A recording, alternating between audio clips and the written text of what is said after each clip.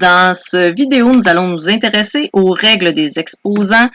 Donc, ceci sera décrit dans la section A.4 du manuel. Vous pouvez vous intéresser plus particulièrement pour commencer au tableau A.3 que nous reproduisons ici. Donc, nous travaillons avec A et B deux nombres réels, P et Q aussi des nombres réels qui seront leurs exposants, mais P et Q ne sont pas 0, donc des nombres non nuls. Donc, ici, le tableau. Un nombre qui n'est pas 0 à la 0 donnera toujours 1, donc 2 à la 0, c'est 1 par exemple. Quand on multiplie le même nombre, les exposants s'additionnent, se soustraient à la division, c'est assez bien connu, évidemment en autant qu'on ne divise pas par 0. Règle des exposants B à la P qui est ensuite affectée de l'exposant Q, les exposants se multiplient. L'exposant se distribue, règle numéro 5, sur une multiplication, ainsi que numéro 6 sur une division. Et les exposants négatifs, ici, donc 1 sur B à la P, c'est B à la moins P. Conséquence du numéro 7, on l'utilisera souvent, le fait que B à la moins P, c'est 1 sur B à la P.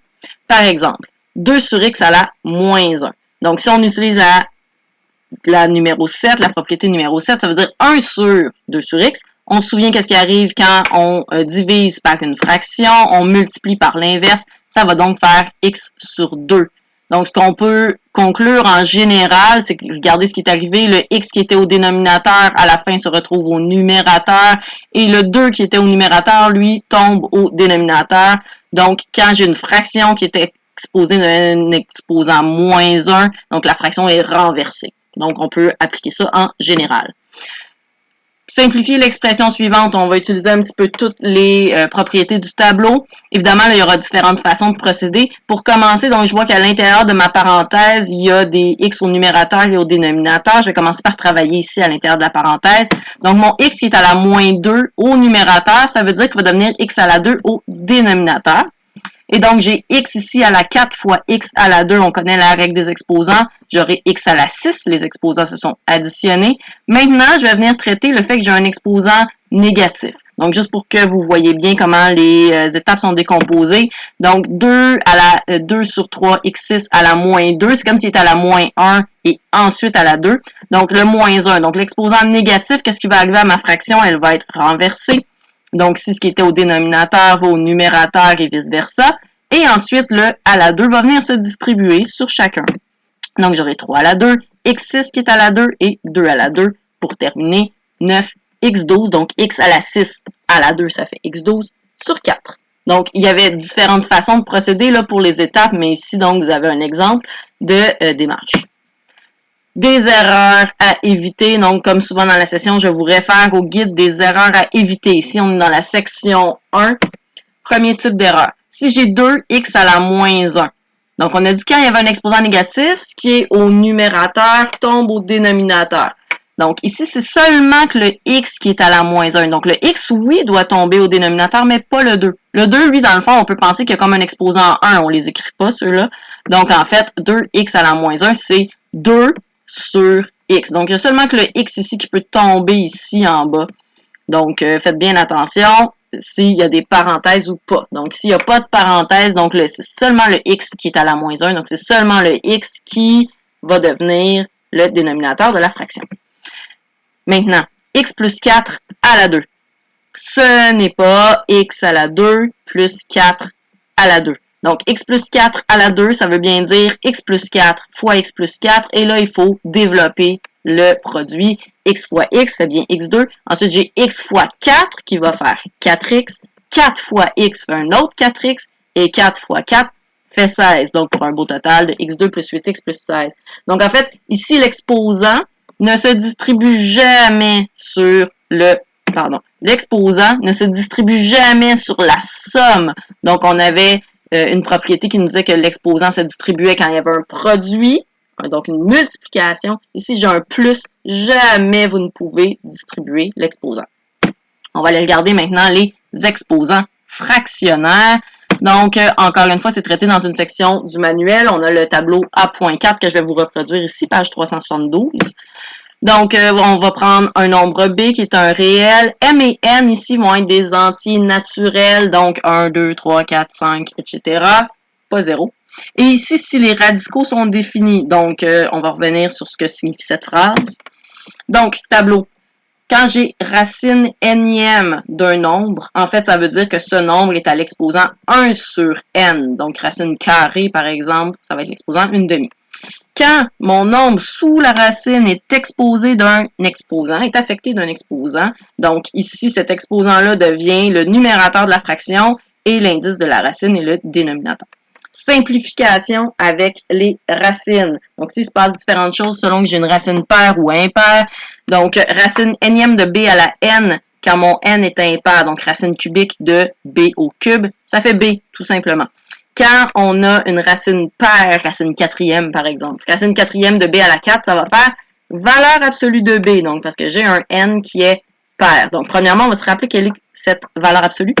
Valeur absolue de x, c'est en fait, quand j'ai un nombre positif, donc c'est la deuxième partie, c'est le nombre lui-même. Donc, valeur absolue de x, c'est x quand mon x est positif. Cependant, si mon x est négatif, vous savez par exemple moins 3. Donc, vous savez que vous voulez avoir le résultat positif, donc 3. Il faut que je change le signe de mon nombre négatif. Donc, changer le signe, ça veut dire multiplier par moins 1. Donc, si mon x est négatif, ce sera moins x. Pour vous l'illustrer, valeur absolue de moins 2, si j'applique cette règle-là, j'ai un x qui est plus petit que 0. Ma règle me dit que ça doit être moins 2. Qu'est-ce que ça donne? Ça donne bien le résultat 2, comme on voulait. Donc, juste avant de s'intéresser à ça, propriété 1 et 2, donc x à la 1/2, c'est racine carrée de x. X à la 1/3, c'est racine cubique de x. Si j'avais x à la 2/3, ce que ça veut dire? Le tiers ici me parle de ma racine. Et donc, ici, j'aurai x à la 2 sous une racine cubique. On avait la phrase « si les radicaux sont définis ». Donc, ça ici, les radicaux, ça veut dire les racines. Donc, vous vous souvenez certainement qu'il y a des racines qui existent, il y en a d'autres qui n'existent pas. Par exemple, racine carrée de 4, c'est 2. Ça existe. Et pourquoi, en fait, racine carrée de 4 est 2? Parce que 2, c'est un nombre positif, et quand je le mets au carré, ça donne 4. C'est ça la définition de racine carrée de x. Racine carrée de x, ça doit être égal au nombre positif qui, quand il est élevé au carré, me donne le résultat x. Si je veux faire racine carrée de moins 4, donc je fais la même chose, je cherche un nombre positif que je vais élever au carré et qui va me donner moins 4. Mais ça n'existe pas. Hein? Il n'y a aucun nombre positif qui, une fois qu'il sera mis au carré, va donner moins 4. Vous savez que n'importe quel nombre mis au carré donne un résultat positif. Donc, impossible d'obtenir moins 4 en mettant un nombre positif au carré. Il n'y avait pas moyen non plus de le faire avec un nombre négatif. Racine carrée de x, donc, existe seulement pour x qui est plus grand ou égal à 0. On aura l'occasion d'en reparler, mais donc on parle d'une restriction sur le domaine de la racine carrée. Les racines impaires, si j'ai moins 8 à la 1/3, donc racine cubique de moins 8, est-ce que c'est un problème? Pas du tout. En fait, ça me donne moins 2 parce que moins 2 au cube, ça donne bien moins 8. On n'a aucune restriction sur le domaine. Racine cubique de x, ça existe toujours. Donc, pour les racines impaires, on n'a aucune restriction. Donc, la petite phrase « si les radicaux sont définis » nous parle en fait de ce qui peut arriver avec les racines paires qui, elles, ont des restrictions. La fameuse propriété numéro 3, c'était celle qui nous parlait des simplifications avec les racines et où on avait la petite valeur absolue. Avec une racine carrée, là, la règle numéro 3 nous dirait que racine carrée de x2 doit donner valeur absolue de x. Pourquoi une valeur absolue? On va aller regarder avec un exemple. Si mon x est égal à 3, je le mets au carré, x à la 2, c'est 3 à la 2, c'est 9. Racine carrée de x2, donc c'est racine carrée de 9, ça donne 3. Donc, j'avais x égale 3 et racine carrée de x2 est égale à 3. Donc, j'ai bien, dans ce cas, racine carrée de x2 est égale à x. Cependant, j'avais une valeur de x qui était positive.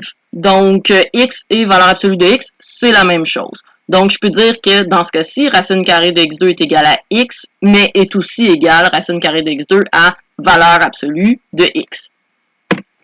Si je prends maintenant x est égal à moins 3. Alors, x à la 2, c'est moins 3 à la 2, c'est 9. Donc, racine carrée de x2, c'est racine carrée de 9, c'est 3. Donc là, ici, je vois que mon x est égal à moins 3, racine carrée de x2 est égal à 3, donc je n'ai pas racine carrée de x2 est égal à x. Ceci, là, c'est faux que x carré, racine carrée de x2 est égal à x. Cependant, racine carrée de x2, c'est égal à moins x. Parce que c'est égal à 3, qui est moins 3. J'avais une valeur de x qui était négative, donc valeur absolue de x est égale à moins x. Donc ici, si j'ai racine carrée de x2 qui est égale à moins x, je peux dire que racine carrée de x2 est égale à valeur absolue de x. Dans les deux cas, racine carrée de x2 est égale à x pour une valeur positive. Racine carrée de x2 est égale à moins x dans le cas d'une valeur négative. Donc, c'est cohérent avec la règle générale qu'on avait énoncée. Racine carrée de x2 est égale à valeur absolue de x. Ce qui est important de se rappeler, en fait, c'est que le résultat d'une racine carrée, c'est toujours positif. Mais j'ai peut-être commencé avec une valeur de x qui, elle, était négative. Et donc, ma valeur absolue me permet de gérer ça. Donc, 2 erreurs courantes à éviter. Encore une fois, toujours dans le guide des erreurs à éviter, la section 1. Si j'ai la petite simplification racine carrée de 9x2, donc ma racine carrée, je peux l'écrire comme un exposant fractionnaire. Dans notre premier tableau, on savait quoi faire avec un exposant ici qui est donné à un produit, une multiplication. Donc, on distribue l'exposant parce que j'ai une multiplication. Donc, 9 à la 1/2, x2 à la 1/2, 9 à la 1/2. Donc, ici, je le réécris avec des racines. Donc, pourquoi ce n'est pas égal à 3x? Racine carrée de 9, c'est 3. Racine carrée de x2, ça simplifie, ça fait x. Donc ici, on vient juste d'en parler. Je voulais juste être sûr de revenir là-dessus. Donc ici, ça ne serait pas vrai parce que si mon x est négatif, je vais avoir un problème. Je dois mettre une valeur absolue pour la simplification de la racine carrée avec le x à la 2. Donc toujours la valeur absolue. Ici, c'était la petite erreur. Dans l'autre cas, racine carrée de x2 plus 9. Donc, la racine carrée, c'est 1/2. Vous pourrez travailler soit avec la racine carrée ou la demi, comme vous voulez. Je dis que ce n'est pas égal à x plus 3. Donc, peut-être quelqu'un va vouloir me dire, bien sûr, on vient juste d'en parler. Ben non, quand tu simplifies x à la 2 avec la demi, ça devrait donner valeur absolue de x plus 3. Non plus. Quel est le problème ici? On en a parlé aussi la dernière fois avec les autres erreurs qu'on avait regardées. L'exposant 1/2 ne peut jamais se distribuer sur une somme. Donc, regardez que tout à l'heure, on a distribué l'exposant, on avait une multiplication. Ici, j'ai un plus. Donc, en fait, qu'est-ce qu'il peut y avoir comme simplification? Aucune. Racine carrée de x2 plus 9, ça va rester racine carrée de x2 plus 9. Un exposant ne se distribue jamais sur une somme.